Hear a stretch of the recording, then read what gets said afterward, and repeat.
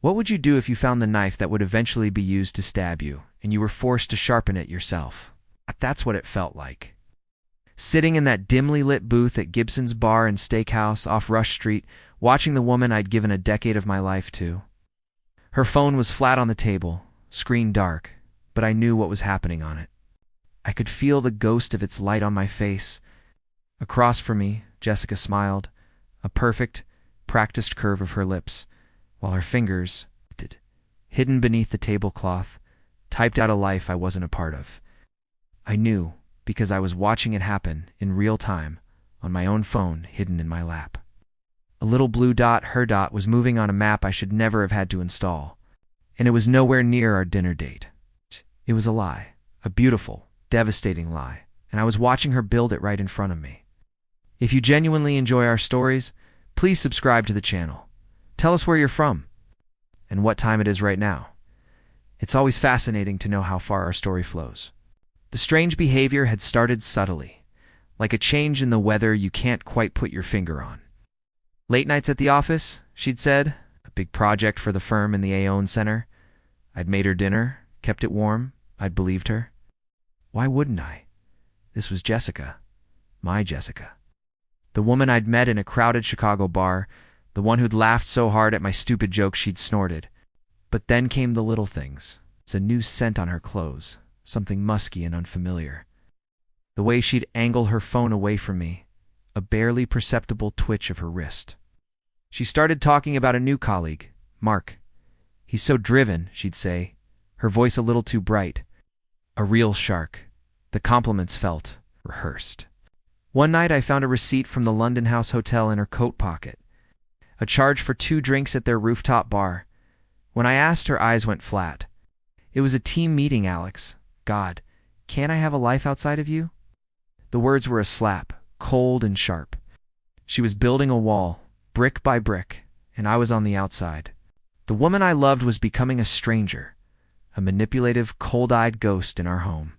She and this Mark, they felt untouchable, wrapped in a bubble of arrogance and inside jokes I wasn't privy to. The breakdown happened on a Tuesday. I came home early, wanting to surprise her. I found her in the living room, on the phone, her back to me. I miss you too, she whispered, a softness in her voice I hadn't heard in months. No, he has no idea. He's sweet, but he's simple. Simple. The word echoed in the silent apartment long after she'd hung up. It shattered me. I slid down the wall in the hallway, the drywall cooled against my skin, and for the first time in our marriage, I felt true, bottomless hatred. That's when the broken man died and the strategist was born. The first step was the tracking app. The second was a lawyer, a shark of my own. I started gathering proof. Every text, every late-night call log, every credit card statement showing dinners I was on at and hotel bars she met the team at. I bought a voice-activated recorder, a tiny little thing that looked like a USB drive, and left it in her car. The recordings were brutal, her laughter intertwined with his. Their smug whispers about me. He's so predictable, Mark said in one. Does he really think you're working late every night? The trap was set for our anniversary, our 10th.